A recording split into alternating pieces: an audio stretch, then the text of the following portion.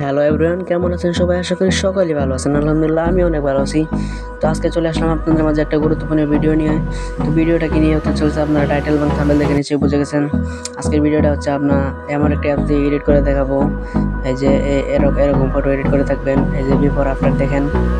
আপনার ফটোতে যদি কোনো গোলা থাকে, এবং অনেকে আছে আমাদের ছবি তোলার পরে ছবিগুলো ফেটে যায়, তো গোলা ফাটা কোনো কিছু থাকবে না ছবিতে। তো কীভাবে এরকম ছবি এডিট করবেন, তো ভিডিওটি না টেনে পুরো ভিডিওটি দেখতে থাকুন। আর ভিডিওটিতে একটা লাইক দিবেন অবশ্যই।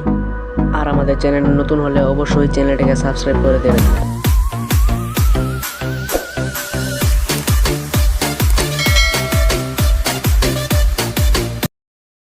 তো গ্যাস চলে আসলাম আমরা আমাদের মোবাইল স্ক্রিনে।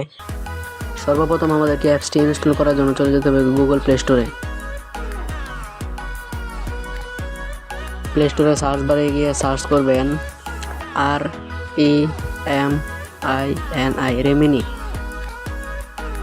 রেমিনি লিখে সার্চ করলে আপনাদের সামনে এমন একটা ইন্টারফেস শো করবে।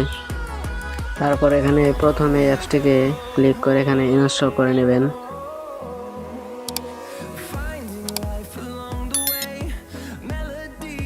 অ্যাপসটি ইনস্টল হয়ে গেলে এখান থেকে ওপেনে ক্লিক করে ওপেন করে নেবেন।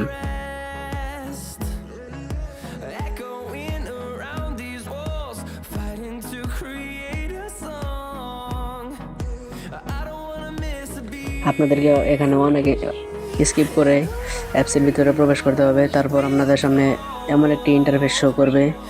তারপর এখান থেকে আপনি আপনাদের ইচ্ছা মতো আপনার ফটোটা সিলেক্ট করুন। আমি এখান থেকে অ্যান্ড্রয়েড ফটোটি সিলেক্ট করে এখান থেকে এনহ্যান্সে ক্লিক করে এনহ্যান্স করে নিচ্ছি। তারপর আপনাদের মধ্যে এখানে একটু অ্যাড দেখাবে, তো কিছুক্ষণ অ্যাড দেখতে হবে। তারপরে ঠিক এমন একটি ইন্টারফেস শো করবে। তারপরে দেখুন আমার ফটোটি কিন্তু আগে কেমন ছিল আর এখন কেমন হচ্ছে। ঠিক আছে, দেখুন বিফোর আফটার আগের থেকে কিন্তু অনেক পরিবর্তন হয়ে গেছে। তো এভাবে ইচ্ছা করলে আপনি আপনাদের ফটোটি এভাবে এডিট করতে পারেন, একদম এক লেগে কোনো কষ্ট ছাড়াই। দেখেন আমার ফটোটি কিন্তু কোনো ফাটা নেই, কোনো ঝাপসা নেই, এবং ফটোতে কিন্তু কোনো ঝাপসা টাপসা থাকবে না, সব গোলমূল সব চলে যাবে এখান থেকে এমনভাবে এডিট করলে।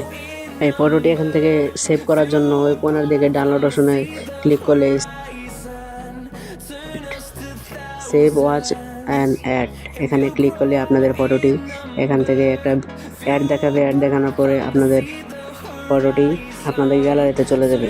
এই ছিল মূলত আজকে আমাদের ভিডিও। তো ভিডিওটি ভালো লাগলে অবশ্যই ভিডিওটিতে একটি লাইক দিবেন আর চ্যানেলটিকে সাবস্ক্রাইব করে দিবেন।